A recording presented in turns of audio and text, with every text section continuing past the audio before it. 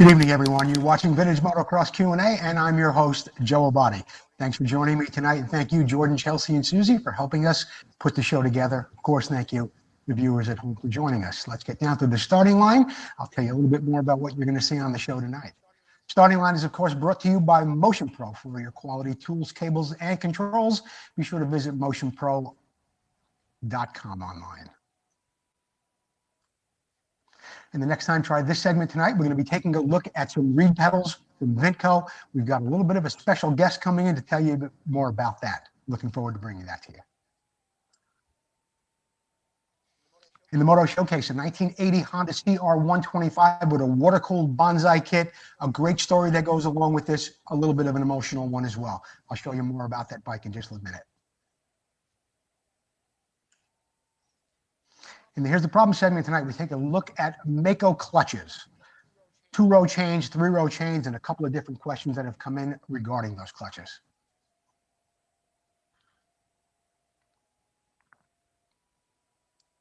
What's it worth? We take a look at a 1974 Mako 440, a bike that was supposedly ridden and raced by Brad Lackey. We'll take a look at that in the What's It Worth segment. In the expansion chamber tonight, Robert Oscar Pomeroy returns with another great video. We'll show it to you a little bit later on in the show.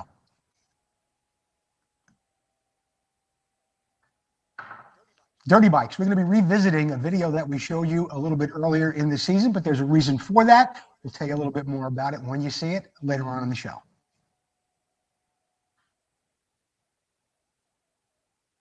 Don't forget, if you are watching, please share the show, whether you're on Facebook or on YouTube. If you're on Facebook, share it with all of your friends. And if you're on YouTube, don't forget to comment AMSOIL. We'll be giving away a great prize to somebody, a random share giveaway winner a little bit later on in the show. We may announce it here on the show. We may wind up announcing it on the page tomorrow. But just keep sharing it. There will be a random share giveaway winner. Be sure to comment AMSOIL if you're on YouTube.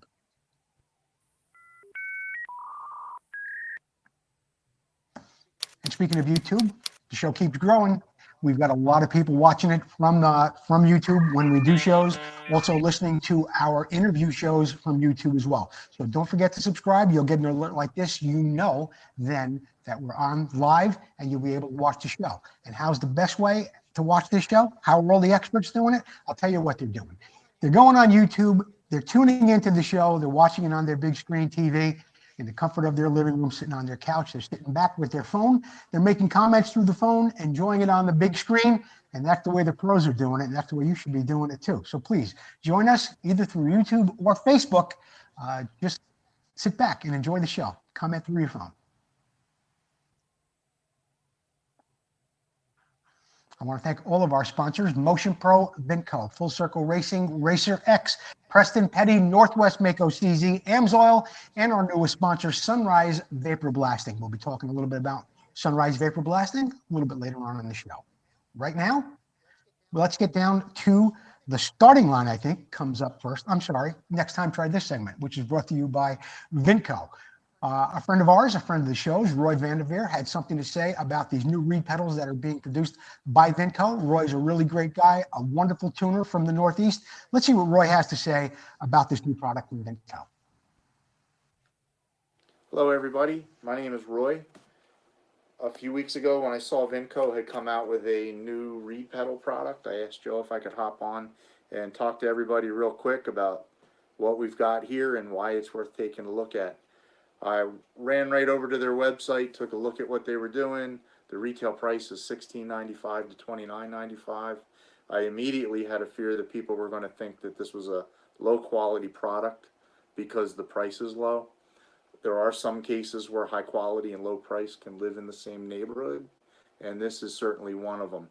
The way they keep the price down is the way they're manufactured, which is CNC machining. So they can do a stack of 100 of them all at one time. By default, CNC machining produces a much higher quality product when it comes to reeds because you have a very sharp cutting bit, comes by, cuts the shape out, and leaves a very smooth finished edge all the way around the reed. The other way reeds are made is by virtue of die stamping, which is when a machinist die comes down, it's hit with a weight, punches the reed out. Whenever you're dealing with a fiber resin, well, that destroys the edge of the reed. It produces a rough finish and a rough edge. That allows hydrocarbons to be absorbed into the reed pedal and reduces the reed's lifespan and performance. So, a little bit about reeds and their tortured life. They open and close at a very high rate. Some people have been under the misconception that when you open the throttle, the reed's open, and when you close the throttle, the reed snaps shut. That's not how it works. It's piston location sensitive, so every time the piston goes up, the reed's open. Every time the piston comes down, the reed's closed. This occurs at 133 times a second at 8,000 RPM, which is full throttle for a lot of the bikes we run. So that makes for an easy explanation as to why reeds are a service item. They have to be replaced at regular intervals. If the reed costs $79.95, that's kind of salty. If the reed costs $29.95, that's pretty easy to live with. And again, there's no sacrifice in quality with this. They're made in the USA. They're CNC machined. It's a cloth epoxy resin, just like everybody else. They have one application for the Kawasaki A6 and A7 models. That's carbon fiber, also CNC machined, also just $29.95. That's a heck of a deal. So they've done their homework, they've made a great product, and they're helping us keep the ride going. So the next time you're doing a tune-up on your engine, why don't you take a look at the Vinco reeds and treat yourself to a fresh set. Thanks, and see you at the track.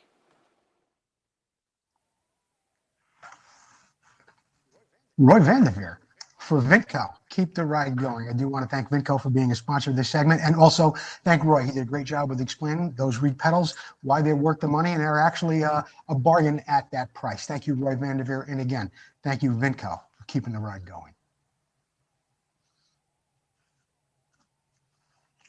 In the Moto Showcase tonight, which is sponsored by Preston Petty Products, we're going to be taking a look at a 1980 Honda CR250. This bike was sent in to us from our friend up in Canada, Terry Knutson. And if you know anything about 1980 Honda CR125s, they didn't come liquid cooled, but there was something called a bonsai kit. Very, very rare to see these on bikes. Some of the support riders and the factory guys got these kits in 1980, but Terry tells us a really, really touching story about this, and I'm going to go through the information on this, and we could learn a little bit more about it. The original owner of the bike was Terry's friend, Mike Harrison. He was friends growing up. He traveled with him and supported him when he raced. Terry did with Mike, and Mike actually won the Junior British Columbia Provincial Championship in 1980. He sold this bike around 1982, and then in 2018, he bought this bike back with full intentions of restoring it. He bought the bike back, everything was going well, and then Mike, unfortunately, was diagnosed with cancer, and he passed away very, very quickly. Terry was then able to get the bike in boxes from Mike's widow, and then went to work restoring the bike that Mike set out to do. He had a lot of help with it, including a Gemco pipe, from Gemco rather. The wheels were done by Tom at Pro Wheel. The plastic was restored by Phil Cox at, I'm sorry, I forget Phil Cox's name, and it isn't even on here. I think it's called Restoration Plastic or Plastic Restoration, something like that. But it is Phil Cox, and he does an absolutely fabulous job. So when Terry got done, he did show the bike to Mike's mom, and it was a very, very emotional time for everybody. As you can see, the swing arm is from KLP. The shocks were done correctly. All the hardware, the wheels, and everything about this bike was done in memory of Terry's good friend, Mike. Terry Knutson, I want to thank you for sending this bike in. If you send me your address, we're going to send you something very, very special from Vintage Motocross Q&A. And that's it tonight for the Moto Showcase with that 1980 Honda CR125 with a bonsai kit. That segment is, of course, sponsored by Preston Petty Products. So if it's number plates, lighting, fenders, plastic kits, grips, and more, including t-shirts and hats, you want to be sure to go to PrestonPettyProducts.com online. I want to thank you, Paul Stannard, for all you do for us here at Vintage Motocross Q&A. Preston Petty Products.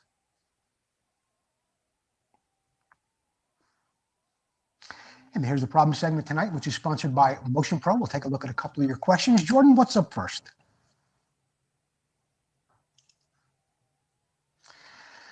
Robert Hopkins, after repainting my CZ pipe, the paint keeps flaking and I've used high heat paint. Any suggestions? Yeah. Do you use high heat prime as well? That's what it takes. You got to use high heat prime when you paint a pipe before you use high heat paint. One of my favorites to use is VHT Flame Proof. It's very, very resilient to high heat, especially that comes from the pipe. So you want to use a high heat primer before you paint it. Now, you'd even have better luck with no prime and just using high heat paint than you would with just a regular prime and then painting over it. It never really turns out so well. So you want to use a high heat prime and then a high heat paint. A little bit later on in the show, we're going to have an interesting segment. My radio guest a couple of weeks ago was Bill Severa from Bill's Pipes. He had something to say about painting pipes, and it's our soundbite tonight. So a little bit later on in the show, you're going to hear what an expert has to say about painting pipes. But if it were me and I wanted to paint it, I would use VHT, and make sure you use the high heat prime before you use the high heat paint. Thanks for the question, Robert. John Shockley, 1977 and older, open class Makos had a 3-row primary chain. Why do people go to double row instead? Also, is there a modern conversion to change my small clutch Mako over to a conventional Mako, to a conventional clutch with springs? Okay, let's handle this one thing at a time. Yes. 77 and older Mako open class bikes did have a 3-row primary chain on the clutch and the primary gear. In this picture here, you can see on the left, there's one with 2 rows, one with 3 rows. Now, some guys are going over and still keeping their 3-row sprockets on their clutches and on their primary, but going with a 2-row chain, a little less drag, and nothing changes. A lot of guys also go with a smaller clutch, even on the bigger bikes. The smaller clutches from the 250, but a lot of guys are using them on the bigger bikes and they're having excellent results. A little less drag on the engine. The clutch is a little more compact and you only need a 2-row chain, a little less moving mass in the engine when you do that. Now, I talked to Fritz Gunther about this, who knows a lot about Makos. In fact, Fritz was nice enough to send us these pictures. As I mentioned a few minutes ago, yes, you can use a 2-row chain on a 3-row sprocket. Or if you want to put the smaller clutch assembly in your bigger bike, you can do that too, but you're going to have to use the smaller clutch cover. It's a little narrower because the clutch is narrower. And you still may need to use a button over that pressure plate in the center where that bearing is, so that actuator will actually meet with the pressure plate in order for your clutch to compress when you're using it from the lever, obviously. Now, in answer to your second question, does somebody make a complete conversion for your Mako, much like the Japanese bikes have? No, nobody's made that. Somebody has made a spring just like this. It's often known as a wheelsmith spring. Some guys have used them. You don't hear a lot about them, mostly because the results are not that much better than using the Belleville washers that you have in a Mako clutch. What are Belleville washers? They look like washers, but they're shaped like a dish. And it's like putting 2 dishes, one over the top of the other. And when you stack them correctly, it compresses just like a spring does. And when it's done right and your parts are polished and everything's taken care of and everything is maintained in your Mako clutch, it works just as good as that spring ever will. That's why you don't really hear too much about those springs. So no, nobody makes a modern conversion for your Mako. And yes, you can use a 2-row chain on a 3-row sprocket, or you can do the whole conversion, but then you're going to have to use the smaller 250 clutch cover on there. By the way, if you are concerned that the clutch is too small on your big bore Makos, Fritz Gunther has a 1981 490 that he says, and I believe is putting out over 50 horsepower, and he has a small clutch on there with a 2-row chain with absolutely no issues. Fritz usually watches the show. He's available on Facebook if you want to ask him more questions about that. I'm sure he'd be happy to take your email or your messages. You can talk to Fritz about that. That's what he told me, and that's what I'm sharing with you. Thanks, John Shockley, for sending in that question. What do we got up next, Jordan? Butch Sangarath, what is a 1973-74 Honda CR250 engine worth with a complete rebuild and nothing broken or cracked?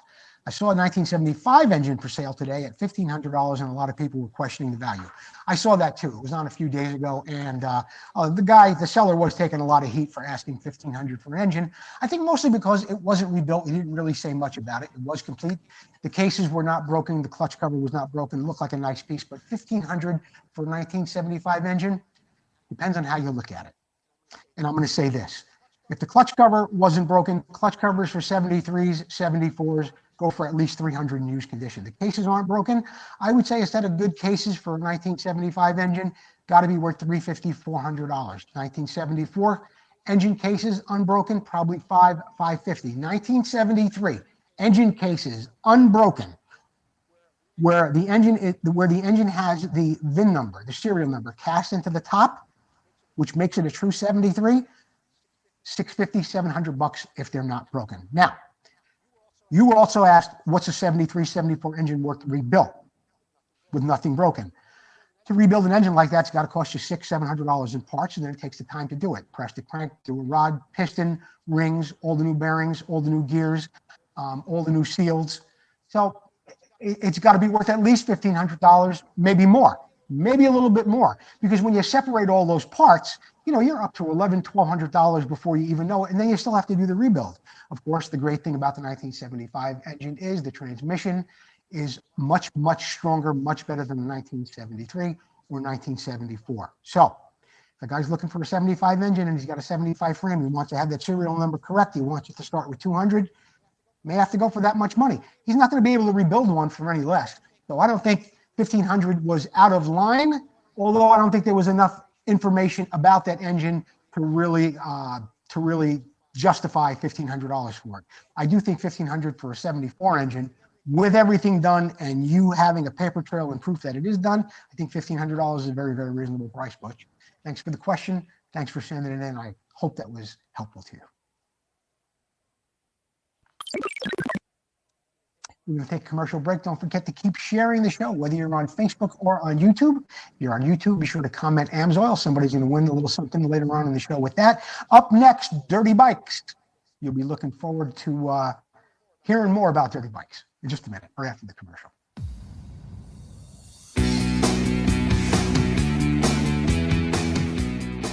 Hi, I'm Jeff with Motion Pro, introducing you to the Masterlink Press Tool.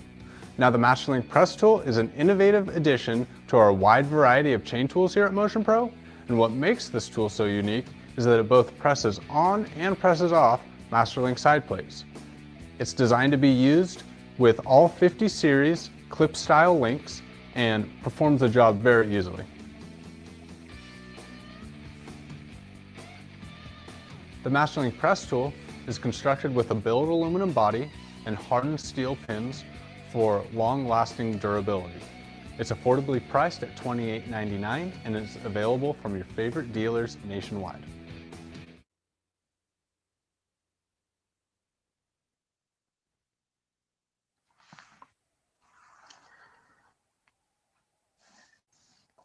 In the Dirty Bike segment tonight, we're going to bring you something that you may have seen once before. It's a great looking Mako sent in to us by Mark Forrester. In just a moment, you'll know why we decided to show Mark's bike again. Jordan, let's take a look at this video. My name is Mark Forrester. I'm from Modesto, California. I brought out today a 2-year restoration project I've been working on, a 74.5 Mako GP 250.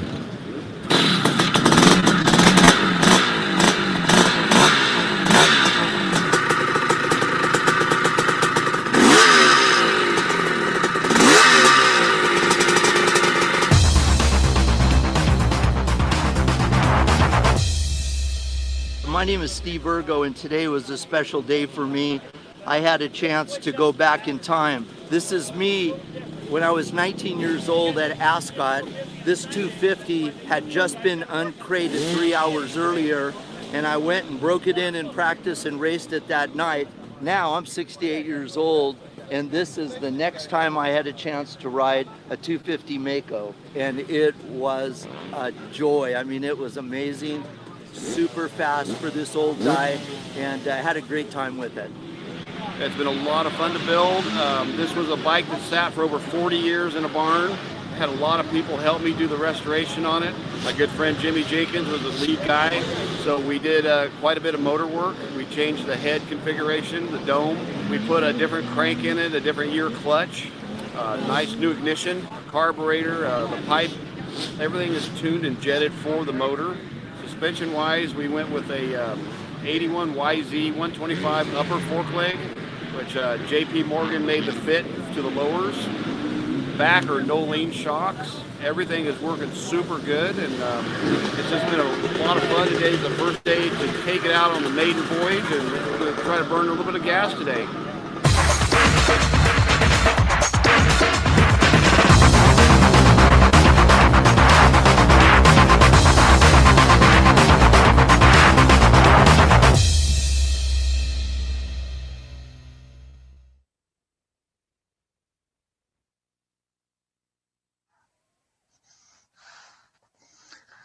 Dirty Bikes 4, great job on the editing there, Jordan. It was a wonderful story from Mark Forrester and Steve Ergo. Why I'm mentioning Mark Forrester and showing that video a little bit earlier tonight is because Mark is the owner of Sunrise Vapor Blasting, and he's a new sponsor for the show. He's doing a great job up there. I've seen some of his work, and from the pictures you can see right here, vapor blasting is really, really the way to go when it comes to cleaning carburetors and things that really are tough to get into, and you want a nicer finish than you would get from anything that you're going to get out of a bead blaster. A good example is that Bultaco cover in the center picture right down there. To the left of the cover, or on the left side of the cover, you can see where the cover is still rough yet in its original condition. In the center, you're going to see what it's like if you use a bead blaster. And regardless of what kind of media you use in a bead blaster, it's only going to get so much of a really, really nice finish to it. All the way to the right, you'll see where vapor blasting has really, really gotten to the pores of that aluminum and really, really brought up a nice luster. This is also a great way to prep something if you're not only going to paint it, or if you want just a natural finish like some of your cylinders might have on those Makos, but if you're going to polish something, it's also a great way to get all the impurities out of that aluminum, all the waxes, grease, and everything else that's in there to truly get it down to virgin aluminum again, and then you're going to get a nice job when you go to polish it. Also, great way to clean up on maybe some of your modern bikes. As you can see, there's a water-cooled head there with half of it vapor blasted, and the other half is still left in its original condition. You could see what a great job vapor blasting does. So I want to welcome Mark Forrester aboard and Sunrise Vapor Blasting. You'll be able to find them on Facebook.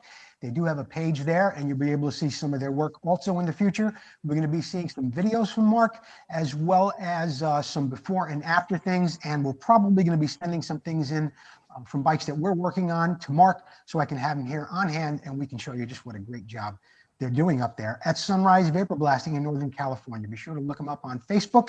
And if you have something that you want to send Mark, be sure to mention that you saw it here at Vintage Motocross Q&A. Thanks again, Sunrise Vapor Blasting and Mark Forrester. In the What's It Worth segment tonight, we're going to be taking a look at a 1974 Mako 440. Now, I want you to guess what this bike sold for. I'm going to read to you a little bit about it. And at the end of the well, just comment as I'm reading about what this bike is all about. You can comment, and we'll see who comes close to what's going on here. This 1974 440 motocross bike was set up and ridden by former U.S. world champion Brad Lackey in the AHRMA VMX series from 2001 to 2004, and subsequently acquired in 2005 by the seller, who also raced it several times before placing it on display in a museum for about 10 years. Power is from that two-stroke 440 Mako engine. It has got a 4-speed transmission. The bike is finished in yellow and silver with white fenders. Equipment includes leading axle fork, nice number plates, Sun alloy rims, as well as modifications such as a racing style hand control set, work shocks. The front hub is from a Yamaha YZ, which is a period correct modification for that time. This Mako was offered with no reserve at bringatrailer.com. It does have Sun alloy rims fitted with stainless steel spokes. It's got a 21-inch wheel in the front, 18 in the back, Dunlop knobbies. The suspension is, of course, Works Performance shocks. The forks were rebuilt as well. It's got a great pipe on there from Mako only. And this bike recently sold on Bring a Trailer. How much do you think it sold for? $8,440 was the sale price of this Mako. And yes, Brad did ride this bike in some AHRMA races throughout the year. It was a very successful little campaign for Brad on the Mako. I think some people may have paid a couple extra bucks because there was some proof in a bill of sale that Brad actually did own the bike at one time. So anyway, that's the way it went. $8,440 for the 1974 440 Mako. Where did I find that information? Now that at the Vintage Motocross Buyers and Sellers Price Guide page, which is on Facebook. Bill Masho actually posted that on there. And I want to thank Bill Masho for being an administrator of that group and for sharing information just like that. If you have a bike that you'd like to sell and you'd like to discuss what the bike is worth first, go post it at the Vintage Motocross Buyers and Sellers Price Guide page. A real friendly group of people there. All we discuss is the value of bikes. Nothing's for sale, no wanted ads, no fluff. Just how much bikes are worth. So whether you're buying one and you want to double check if the bike is worth that kind of money, or if you're selling one, you just want to test the market before you put it out there, go join the Vintage Motocross Buyers and Sellers Price Guide page. We'll be happy to help you out.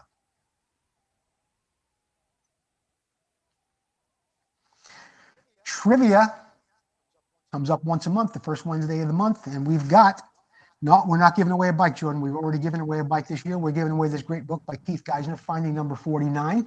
This was a finalist, this book, in the Indie Excellence Book Awards. It's a great little book about a very, very unusual bike, the number 49 factory bike of the Harley-Davidson motocross team. Fascinating book. I've been through it several times. Always something new and fun to enjoy in there. So we're going to be giving you a question right now. We're going to be taking phone calls live, and whoever calls in first with the answer to our trivia contest is going to win this book tonight. The question is, who was the first 500cc national champion, and what year did that take place? First champion, AMA, 500cc. What year did it take place? Who was the guy who did it? Give us a call at 925-234-8181. Only if you're watching this show live. If you're watching it in a repeat, or on Facebook tomorrow, whenever you're watching it, don't call in. Call in tonight, 925-234-8181. Operators standing by to take your call. First 500cc AMA national champion. Who was it? What year did it happen?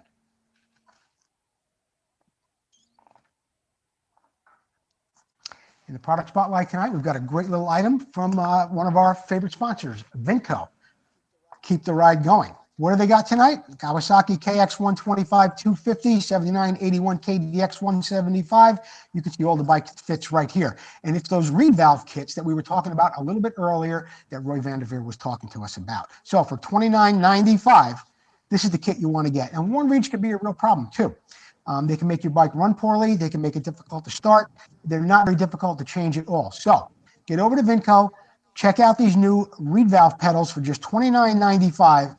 They're made of, they're CNC machines, just like we learned a little bit earlier in that Next Time Try This video. And it's certainly worth the money, and you'll see a performance difference on your bike. Vinco, keep the ride going. Thank you, Curtis Leverton, for all you do for us here at Vintage Motocross Q&A.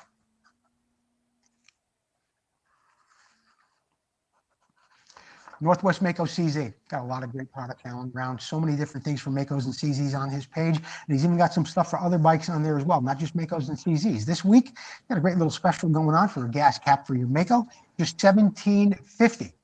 $17.50. Keep that gas inside your tank instead of getting out there all over your tank and all over your engine and all over you. Just $17.50 gets you a brand new gas cap from Northwest Mako CZ. Check them out online at northwestmakocz.com. Thank you, Alan Brown. We really appreciate all you do for us here at Vintage Motocross Q&A.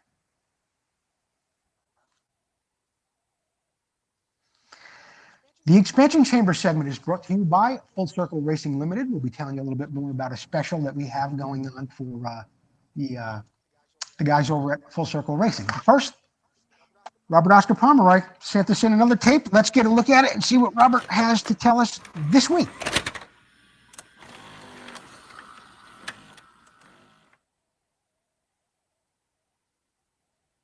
Hello everyone. Today I want to talk about how we're going to install some Racetech emulators in your vintage forks, and a couple of little tricks I use to help you disassemble the fork and get this job done quickly and accurately. First thing I like to do, I just go on the eBay or a swap meet and find myself a lower triple clamp with a little post on it, and this helps me. I just clamp this in here, slide it all the way up, and then just, there we go, and lock it into place. And that's going to help me take the bolt out, pull this fork tube out without collapsing or scraping the tube or worrying about damaging it in a set of jaws.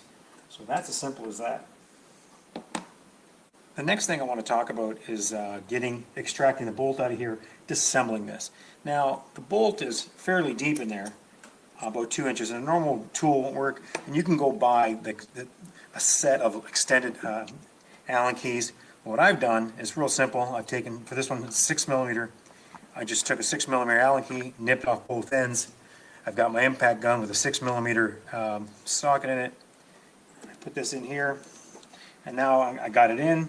I'm going to pull on the fork because it's going to help me not spin the rod. So I do that, then I hit it, and the fork comes right apart. Simple as that. Next thing I want to talk to you about is why would we buy an emulator for a fork, and what's involved in installing it properly. First and foremost, all damper rod forks, right up to about the prior to 82, were straight damper rod fork, and the oil flowed through a series of holes, and everybody came up with different variations of how to do that. But basically, not speed sensitive, meaning when the fork is moving at constant velocity, nice and easy, oil flows through these holes, you get the dampening. When you hit a fast kicker bump at a high rate of speed, trying to push all that oil through the same size holes, you can get into a little bit of a hydraulic lock, and you kind of get a head shake or a harsh hit. Going to the emulator system, they've adopted a newer technology, and it's trying to eliminate those kind of hits. I had to take your existing damper rod, and what they'll ask you to do is, this is the bottoming cone, and your bottoming cone goes on, and you want to stay at least, have at least 3 to 4 millimeters of shelf here from the edge of this hole, and you drill your first set of 6 millimeter holes straight through to the other side. Then you rotate 90 degrees, come up 10 millimeters center to center, drill another 6 millimeter or 1/4 inch holes this way, straight through, and then another 10 millimeter center to center, and straight through. So now you have these series of holes that I've chamfered and cleaned all the shavings out of the center. They're very important because you want oil to flow as smoothly as you can. Because what our goal is when this fork comes down, there's nothing that stops the oil from flowing straight through, because we have so much area to flow the oil, much more than we did before.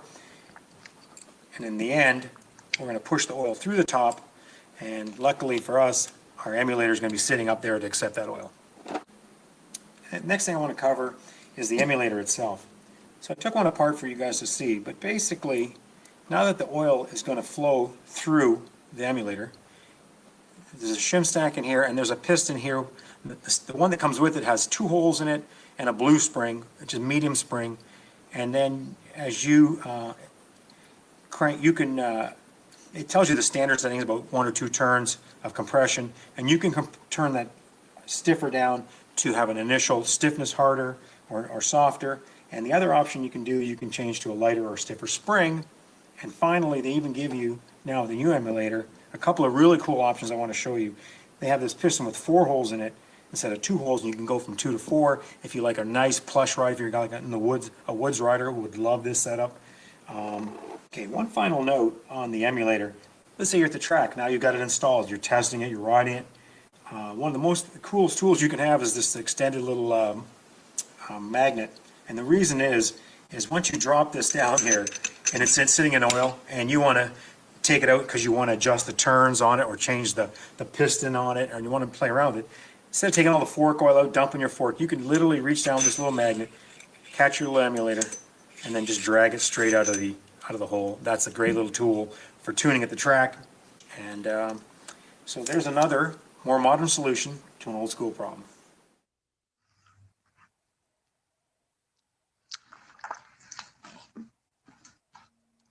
Robert Oscar Pomeroy with another great tip, and for the expansion shaver. I want to thank Robert Oscar Pomeroy for sending that in, and I'm going to have a little gift for Robert on the way. Jordan, what do we got up next? Full Circle Racing. Got a great deal going up there on powder coating hubs. To clean them, disassemble them, blast them, mask them, powder coat them for just $50 a hub. For $10 more, he'll do the brake plate as well. Just $10 more, he'll do the brake plate, and they got custom colors too for just a $20 fee. So you can get your hubs, put them in a box, send them up there to Tom McAllister. He can give you new hoops, he can give you new spokes, nipples, lace, true. So you back a beautiful set of wheels for your bike. That's from Full Circle Racing and Tom McAllister. I want to thank Tom for all he does for us here at Vintage Motocross Q&A. In fact, I got a couple of sets of wheels here from Tom this past week, and I'll be putting them on bikes real soon. We're going to take another commercial break. I want you to keep sharing the show, whether you're on Facebook or on YouTube. If you're on YouTube, be sure to comment AMSOIL. And in the announcements tonight, I'm going to be telling you a little bit more about an AMSOIL special we have coming up. This came in late today from Russell Waters. I'm going to tell you a little bit about a special we're going to be running from AMSOIL. But up next, we're going to have tonight's winner of the trivia contest, if Susie gets in here with the winner. Let's see what the commercial looks like, and when we get back, we'll tell you who won the book.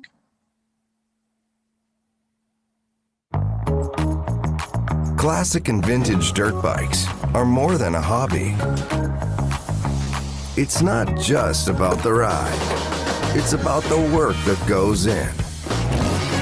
The work that keeps you connected to the ride. It's about bringing the bike back to life and doing it with your own hands. It's about the adrenaline and adventure. And when it comes to putting all the pieces together, only Vinco knows the bikes and parts the way you do. Vinco, keep the ride going.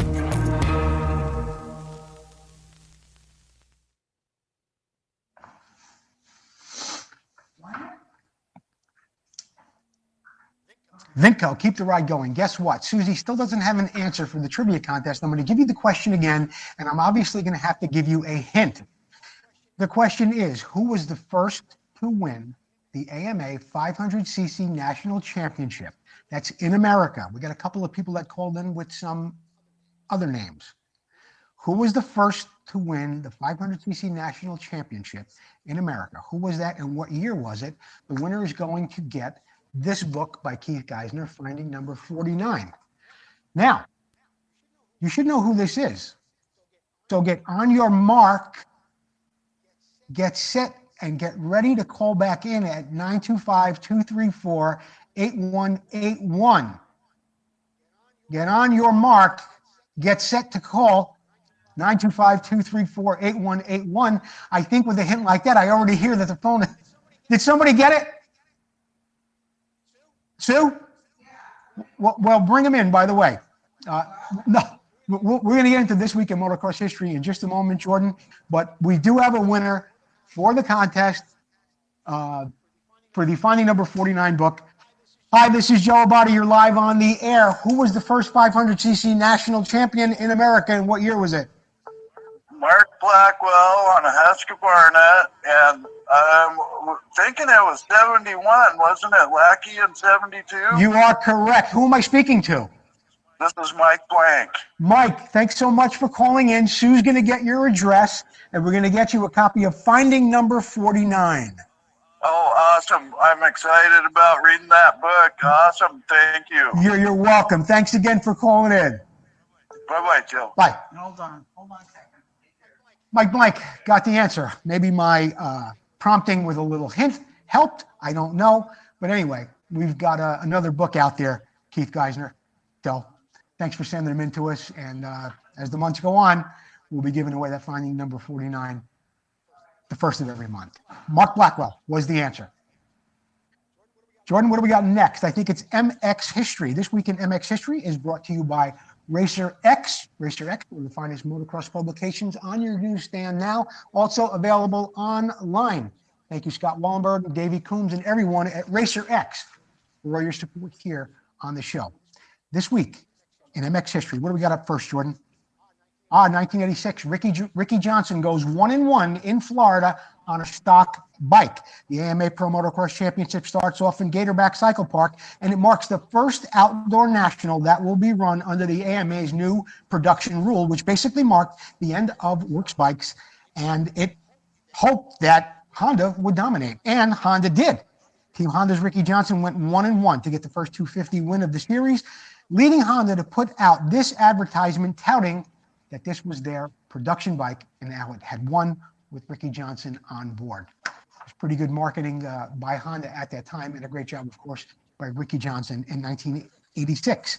In 1997, game-changing day at Gatorback, Team Kawasaki's Jeff Emig topped Suzuki's Jeremy McGrath in both motos to win the 250 National. But the bigger story was the arrival of Ricky Carmichael, the 17-year-old Pro Circuit Kawasaki rookie who won the first outdoor national of his career on the number 70 KX 125.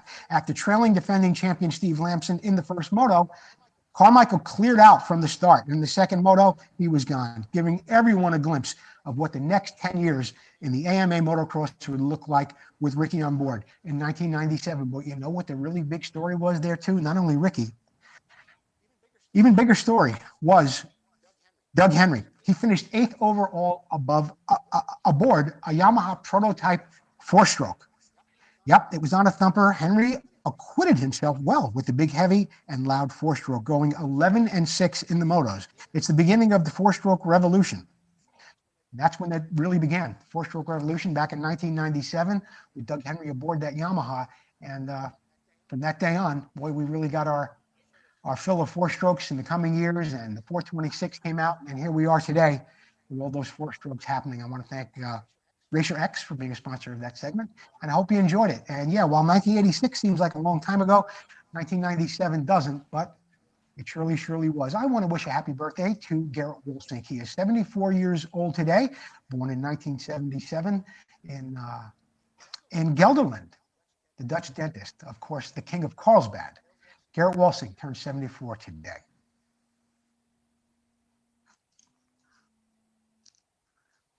And the announcements. Before we do the announcements, Jordan, I want to say something that happened right before we went on the air today. And I was talking about it just a moment ago. We've got some new products from AMSOIL, okay?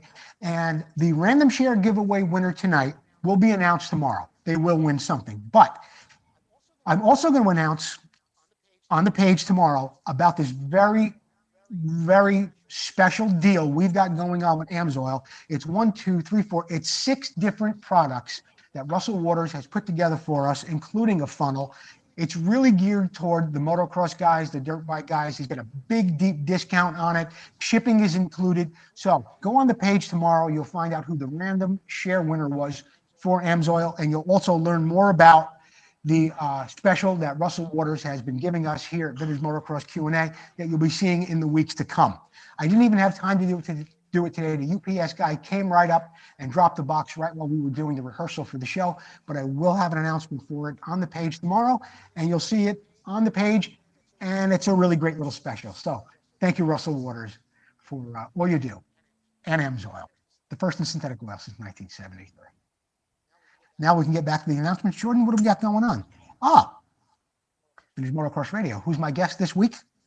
You're going to know in just a minute. But right now, let's go back and listen to a soundbite from my guest from 2 weeks ago, Bill Severa from Bill's Pipes. He had some interesting things to say. This is going to go back to a little bit something earlier in the Here's the Problem segment where somebody asked about painting pipes. Jordan, let's hear what Bill had.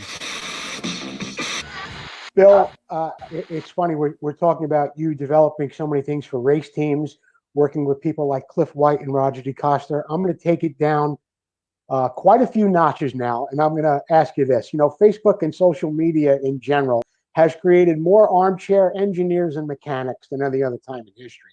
You can ask a question to 10 guys, you get 10 different answers.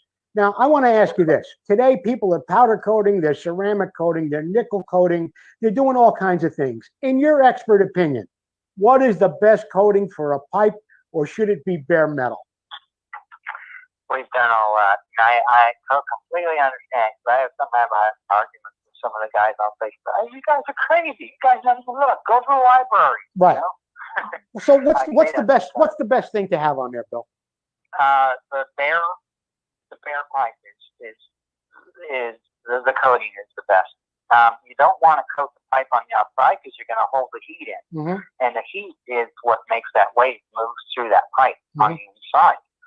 Now, that being said, your next question is going to be a cone pipe or a stamp pipe, which would be the best. Yeah, let's talk about that too. Stamp pipe is definitely the best because the wave follows the walls. So every time it sees a little ripple in the well, it slows it down. And so the cone pipe, the stamp pipe is definitely the dyes are really good. The dyes are smooth. That wave through there is going really, really fast.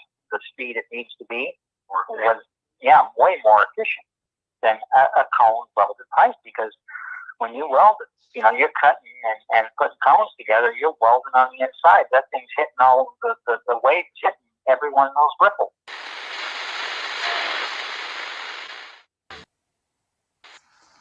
No paint, no coating, and stamped pipes. That's from Bill Severa, a guy that's been building pipes for over 45 years. This week on Vintage Motocross Radio, my guest will be Russell Waters. Russell Waters, as you've heard me mention his name many times on the show, he is our sponsor for AMSOIL. He's got a lot of experience with oil. He's worked for Shell. He's worked for Pennzoil. He's gone through every series of classes that there could be when it comes to oil, including all the ones at AMSOIL. We've got a lot of questions to ask Russell about premix, about transmission oils, about a lot of different things. You can go on the page. I've already put up a post about any questions that you might have for Russell Waters and AMSOIL. He will be my guest, 11 a.m. Pacific Standard Time on Sunday morning. Russell Waters, Vintage Motocross Radio. I hope you all can make it. You can now listen to Vintage Motocross Radio about, 8 or 9 different ways. Spotify, Apple Podcast Breaker, Castbox, Google Podcasts, you name it, we're on it. So if you don't want to have your phone going in your car and you want to listen to us with crystal clarity over some great podcast options, you can go to any of them, listen to Vintage Motocross Radio at any time. Great way to listen to the show. Tuesday, March 9th, right around the corner. You could race at one of the most famous tracks in the world, Daytona. You could race in the infield, where they will be holding the Supercross this Saturday. On Tuesday, you can go out there. The track will be all tamed down. You could race on the legendary Daytona track. There's 34 classes for all different types of vintage bikes into the modern era. If you're on your way there, or if you're not on your way there, well, you're missing something special. Daytona, vintage racing this coming Tuesday. White Lightning Series in the Carolinas, sponsored by Haggerty, Race Tech, Motion Pro. Big event down there. Goes on for 3 days, 12th, 13th, and 14th of March. They've got motocross trials, cross country. Got a lot going on down there, and it's not too late to sign up. You'll enjoy a great vintage motocross event. It is an AHRMA event, so you'll be racing in whatever classes they offer. Check it out online. It's in Buffalo, South Carolina, and it's just around the corner. What other events do we have coming up, Jordan? March 20th, the Pacific Northwest Vintage Motocross Riders. It's in Woodland, and just $30 for members, $40 for non-members. There's a $15 fee at the Woodland Gate, but it's coming up. Great fun up in the Northwest for you vintage riders coming up March 20th in Woodland.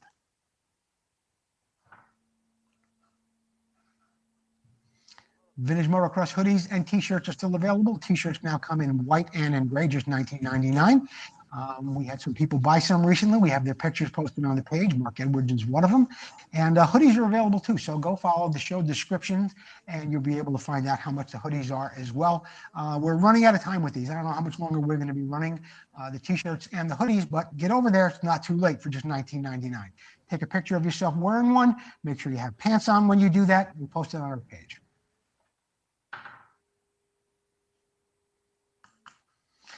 Vintage Motocross Q&A sponsorship opportunities are available. And as you heard, we got a new one this week with Sunrise Vapor Blasting. There's still room for more people. Inbox me, please. I will send you a proposal package. It's not as expensive as you think. We're reaching 20,000 people on average. We've reached more than that on some months. But a lot of people are sharing the show, and the word is really, really getting out there. It's growing because of YouTube as well. And we're reaching a lot of people on all those other podcast channels where I do mention our sponsors during those shows. So contact me, inbox me, and we'll get a sponsorship proposal package out to you. You can become a sponsor here at Vintage Motocross Q&A. I think that wraps it up for tonight for VMXQ&A. I want to thank Jordan, Chelsea, and Susie for helping me put the show together. I want to thank everyone at home for watching the show. And don't forget to join me on Sunday morning, Vintage Motocross Radio, where my guest will be AMSOIL representative and all-around great guy, Russell Waters. What's that? You want to see Gino? Let me see if I can get him in here. Gino? Gino? Come on, boy. Oh, there he is. Thanks for watching, everybody. We'll see you next week.